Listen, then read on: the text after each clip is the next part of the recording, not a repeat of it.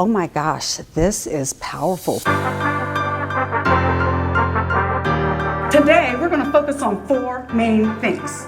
We're going to look at building relationships that are transformational versus transactional. We're going to look at the power of curiosity over prejudgment. We're going to look at meeting people with ease and fun, because let's face it, if it's not easy and fun, we're not going to do it. And we're going to focus on building resilience. Those are the 4 things we're going to talk about today, and the fun starts right now. You know when you're driving down the road and you want to change lanes? You put your blinker on. And as soon as you see somebody's going to let you in, you wave. You want to say thank you. Yeah. If you're like me, once you get into the lane, you wave really big. You want to make sure they saw you. And then you continue on down the road, and just up ahead, you see somebody else with their blinker on. And you think, I'm going to pay it forward. I'm going to let them into my lane. Right? And then they come into your lane. And they don't wave? Aren't you thinking, what? No, thank you? How hard is it? Really, right? You feel that way? Okay, so let me ask you, Michelle, when that happens to you, what are the thoughts that are going through your head? When I think about relationship building, I look at it in terms of these 3 main elements.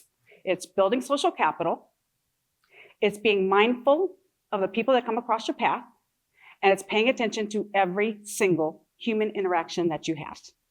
Now, each of these elements is really important, so let's take a look at each one individually. Social capital is when you're able to offer something that someone else values other than monetary means, such as your knowledge, your expertise, your insight, your time. It is something of value. Now, when I talk about something of value, it's not something that you value, it's what the other person values. In my challenge, what I found that people really appreciated was my time. I listened to people's stories, and they appreciated that. And when you take the time to listen to someone else's stories, which you do week after week, giving them feedback, you're providing all of those. You're not saying I approve of a position or a value that you take, but you're saying I approve of you as a person. And we all could use that encouragement. Now, the second element is being mindful. Being mindful of the people that come across your path. When somebody comes across your path, what do? Do you just wave?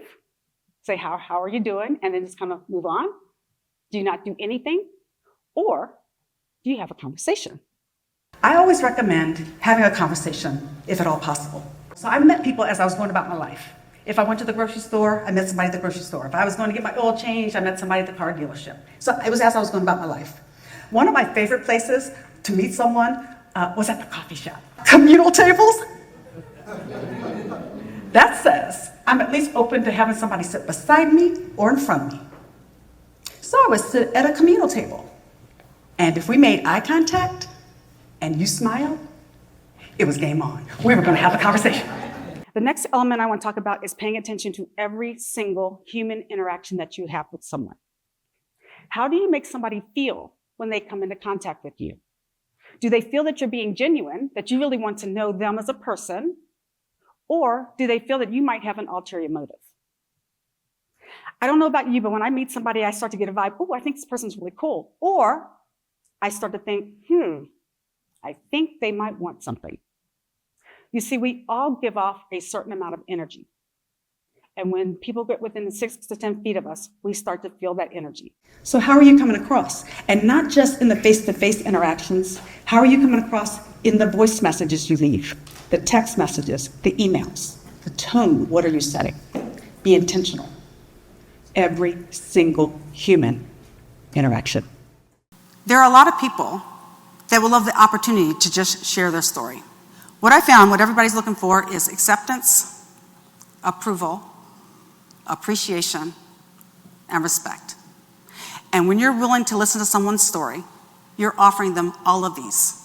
You're not necessarily saying that you approve of a particular choice, but you're saying I approve of you as a person. Building relationships takes time, and not just necessarily hours or days, sometimes weeks, maybe months. But with that in mind, plant your crops before you're hungry. And if you're out there on the road and you want to change lanes, remember, you all have been awesome. Thank you.